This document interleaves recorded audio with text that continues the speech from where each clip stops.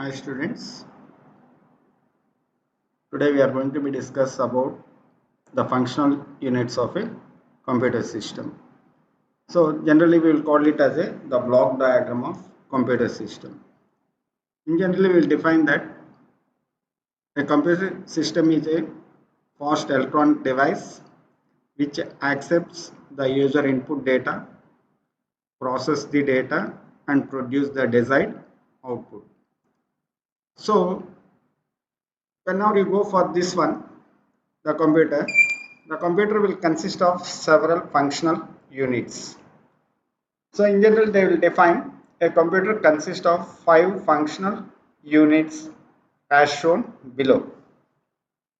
Here the functional units are input device, output device, memory, arithmetic logic unit and control unit.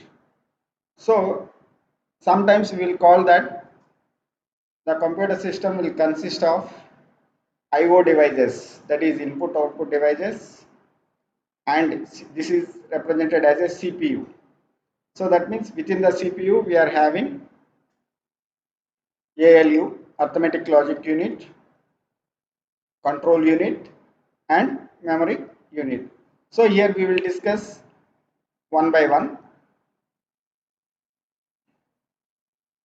So a computer system consists of 5 functional independent parts. These are the main parts of a computer system: input unit, memory unit, ALU, arithmetic logic unit, control unit and output unit. See, the first one, input unit.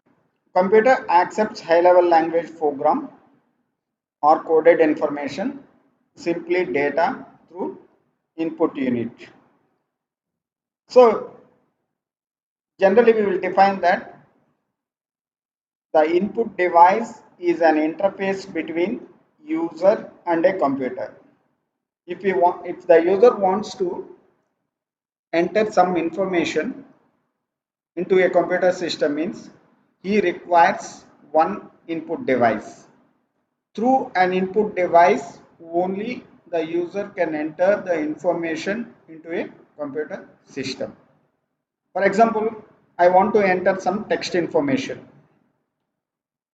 So one option is for entering of text information is I will use a keyboard and then type the data in the keyboard and enter into a computer system. Here the keyboard will work as an input device. So that means it is an interface between me and a computer system. That means I need some interface to enter the data. So for that purpose I have been used the input device. So that's why we can define that an input device is an interface between user and a computer system. Here see, a keyboard is a most common type. Whenever a key is pressed, one corresponding letter or number is automatically translated into its equivalent binary code and transferred into either to memory or processor. If I am using a keyboard, so within the keyboard we have some keys.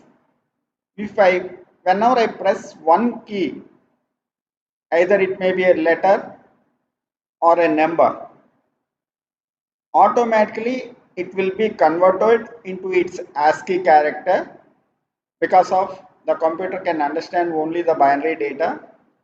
It is going to be converted into its binary equivalent and either it is going to be stored into the memory or a processor. So that is one of the most commonly used input device. Any person who is using a computer system, mostly they will use this input device or a keyboard. So that's why we says that it is one of the type most commonly used. So there are several input devices also. For example, if I want to enter a bulk data, whenever I want to enter a bulk data, or some information. So at the time it may not directly possible to enter that much of data. I will use a scanner and scan the data, and I will can send into a computer system. That's why we can use the scanner as an input device, and a mouse which is used for graphical usage. So a mouse also can be used to enter or to work with the system. For example, if I want to enter some voice, so we cannot enter the voice through a keyboard. So at that time, I can use a mic. Through the mic, I can enter my audio information or voice message into a computer system. Or if I want to enter some image or a photograph, so at that time I can use a webcam to enter some information. So depending upon the input type, which type of input device is suitable to easily enter the data into a computer system. So based on the requirement of the system, based on the requirement of the user, he may select different input devices to enter different types of data. A system may consist of more than one input device also. In generally, whenever you see the system, so a keyboard will be a common for all the systems. A mouse will be there. Some persons will use a scanner, or one of the best example I will tell. So generally, whenever you go for the shops for some purchasing of some items, so instead of entering the item code, all these things, they will use a barcode reader. So a barcode reader is one of an input device, so which will scan the barcode and it will feed the product information into a computer system. So it can be easily done, or it can be done very fastly, and also it will be more and more accurate. So that's why these are all some of the input devices that we can use within a computer system. See some of the examples they have been given here for input devices. This is a keyboard which we will use commonly, and this is the mouse, and this is the mic. If you want to enter some audio information, we will use this mic, and if you want to enter large amount of data or some information, so at the time I will use a scanner. Next, this is a video cam. So for some video or photographs we can enter into a system. A joystick is one of the another input device. A handheld scanner like a barcode reader, this can be used, and a touch tablet where we can write the information and enter it in system. So these are some of the input devices that we can connect for our computer system based on the our requirement. So not all the devices may be connected, but some devices may be connected to our system. Commonly these two will be connected, that is keyboard and mouse. Coming to the memory unit, one of the most important concept. So that is the memory unit means, so whenever you have been worked with a system, so you want to store your information for later usage. So to store some information for later usage or to capture after some period of time, so definitely we require some path to store the data. So the data will be stored in a memory unit or memory of a computer system. So whenever you go for this one, its function is to store programs and data. What is the main functionality of the computer system, memory unit is it will hold some data and it will provide the data whenever we require. So whenever you go for this memory, there are two types of memory or storage. One is named as a primary memory and the second one is named as a secondary memory. Coming to the primary memory or primary storage, it also known as main memory. So whenever you call it as a main memory, so that is named as a primary. Programs must be stored in memory while they are being executed. So whenever you are working with your computer system, the programs or the data is going to be stored in the main memory, and it is fast. It consists of large number of semiconductor storage cells. So that means the organization of this primary memory. So it will be manufactured with a semiconductor technology, and storage cells will be organized. So it will be processed in terms of words, provide easy access to word in a memory. Addresses are used to identify in memory locations. So whenever you go for this one, so the memory locations are identified through name or address location. So for example, for this primary storage is RAM, random access memory. So whenever you go for this one, in brief, we can say that the primary memory is small in size. Whenever we compare with the other secondary storage, it will be small in size. The cost also will be high because of it has been manufactured through a semiconductor technology. So that's why the cost is high, and the accessing speed is also high. So these are the main three advantages of the primary memory. The secondary storage device is used very large amount of data. Programs have to be stored. So whenever you go for this secondary memory, the secondary memory will be have in a large size. So that means whenever it is a large size means it, if you want to store large amount of data, we will use this secondary memory. For example, whenever you compare with the primary memory, so maximum of nowadays we are getting 4 GB or 6 or 8 GB. So nowadays whenever you go for this one, so we are using up to 1 terabyte. So here whenever you are using this particular one, so this will be called as a hard disk. In generally we will call it as a hard disk. All the data is going to be stored in the secondary storage device. And also it is known as auxiliary memory. And the examples of this one is CDs, DVD players, pen drives, etc.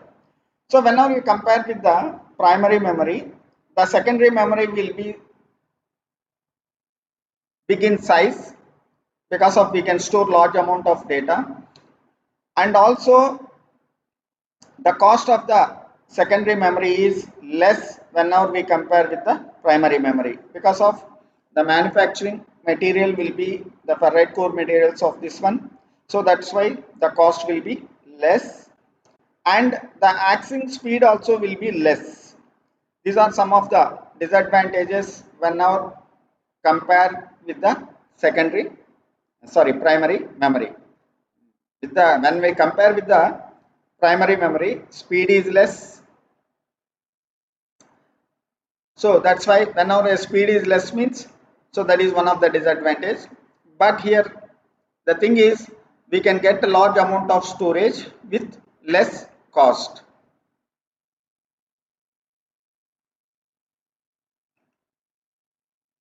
Arithmetic logic unit, ALU. So most of the computer operations are executed in ALU of the processor, like addition, subtraction, division, multiplication. Here, whenever you go for the computer system, all the mathematical operations of a computer system are going to be performed in the ALU. So in the name itself, we are having arithmetic logic unit. So either it may be an addition, subtraction, division, or multiplication. For example, if I want to add two numbers, so whenever I want to add two numbers means, if I enter through the keyboard 2 plus 3 for example, so whatever the data I entered through the keyboard, that will be sent to the primary memory. From the primary memory to it will be transmitted to ALU. Because of all these things will be taken care by the control unit. So the duty of the this ALU is, it will perform an addition. After performing an addition, it will be transfer again the output value to the primary memory. So that means whatever the mathematical operation if you want to perform in a computer system, all the mathematical operations are going to be performed through this ALU only. How it is going to be work, we will see here. Load the operands in the memory. First, we want to load the operand values in the memory, because of whenever you are performing the operation, we have an operators and operands. First, we want to load the operand value into the memory, bring them to the processor. After that, these values will be brought to the processor, perform operation in ALU. After completion of the task, after completion of this operation, so store back the result to the memory. So again we will store the answer or the output to the memory. So we will get the operand value, input value from the memory. So after performing an operation, again we will send back the value to the same memory. Control and the ALU are many times faster than other devices connected to a computer system. The control unit and the ALU are many times faster than other devices connected to a computer system. These two units are more faster or much faster than the other parts of a computer system. Coming to the output unit.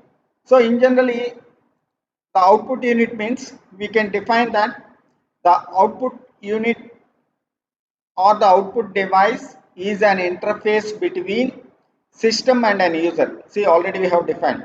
Input means user and system, in between user and system. Here from system we want to get the data. Whenever you want to get the data from the system means we need one output device. So at that time we can define that an output unit is an interface between system and user. Whatever the information the user wants to get from the computer system, definitely we require one output unit. So here whenever you go for this one, its basic function is to send the processed result to the outside world. So for example, if I have entered some data through an input device into a computer system, whenever you enter the data into a computer system, some processing will be happen. After happening the processing, just you want to get back the data to the user again. Whenever you want to get back the data to the user again means definitely we require one output device. So depending upon the output, we will use here also different output devices. So that's why to get the data to the outside world environment, we must and should use one output device, or to display the data from the system to outside, definitely we want to use one output device. Depending upon the data, what type of output device we will be decided. For example, see, printer is one output device, monitor. So mainly we will have a monitor. Monitor is an output device where the user can directly see the data, speakers for audio purpose, etc. Here see some of the output devices they have been displayed here. This is the monitor.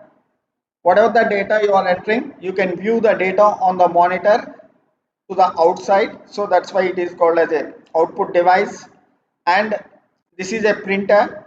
Whatever the information you have been done in a computer system, if you want to get the information as a hard copy or as a printout, so at that time we will use a printer. So here a speakers, if I want to listen the audio, that means for example if I want to listen a song or if I want to listen some voice, so at that time I will use this one. Like that we can use an LCD projector and all these type of things. All these things will definitely depends upon the input type, sorry, about the output type. So that means what type of information should be displayed to the outside world. Based on that one, just we are going to be displayed. Coming to the last one, control unit. So this is one of the important part of a computer system. Simply we says that the control unit coordinates and controls the entire parts of a computer system. The control unit controls and coordinates the entire parts of a computer system. Whatever the operations we want to perform within a computer system means all these operations are going to be performed by a control unit. Here see, all computer operations are controlled by a control unit. The timing signals that determine when action takes place, like transfer of data between input, processor, main memory and outputs, are generated by the control unit. Here it will generate some signal. So generation of signal is nothing but of, suppose if I enter some data into a computer system. So the control unit will observe that depends upon the operation to which part of a system this data should be transferred. So based on that one, it will transfer the data to particular part of a system. So after processing the data in that particular part of a system, again the control unit will generate a signal and get back the data to the destination. Simple example will say a user has entered two numbers. So whenever the user entered two numbers, he wants to, his operation is or his processing is, he wants to perform some mathematical calculation or simply addition. Whatever the data he entered through an input device, the control unit will store the data in the main memory. After storing the data in the main memory, the operation nature is addition. The addition can be performed by ALU. Immediately it will generate a signal and transfer the data to the ALU. So after transferring the data to ALU, the processing will be completed. Once the processing has been completed, so the resultant value, it again will transfer to the destination or the memory. So that means the primary responsibility of this control unit is to transfer the data to different parts of a system through generating of signals. With the help of those signals, it can transfer the data from one place to another place. The control all activities inside the mission through a control unit. So with this control unit, all the activities within the mission or the inside of the mission definitely we can perform. So that's why we can finally say that the control unit controls and coordinates the entire parts or complete parts of a system. Whatever the operation we want to perform within the system, or if you want to transfer the data from one place to another place within the system, definitely the control unit is going to be help us. So this is the 5 parts of a system. Briefly we can say that the computer consists of 5 parts: input device, that is an interface between user and computer; output device, an interface between system and user; memory unit. So memory unit is which can be useful to hold some data or to store some data, where we can store the data and we can use for later usage; and ALU, arithmetic logic unit, where all the mathematical and logical operations are performed because of whatever the mathematical or operation logical operations if you want to perform, all those operations are going to be performed by the ALU itself only. And the last one is a control unit which will coordinates and controls the entire parts of the system. So like this, these are the 5 main parts of a system.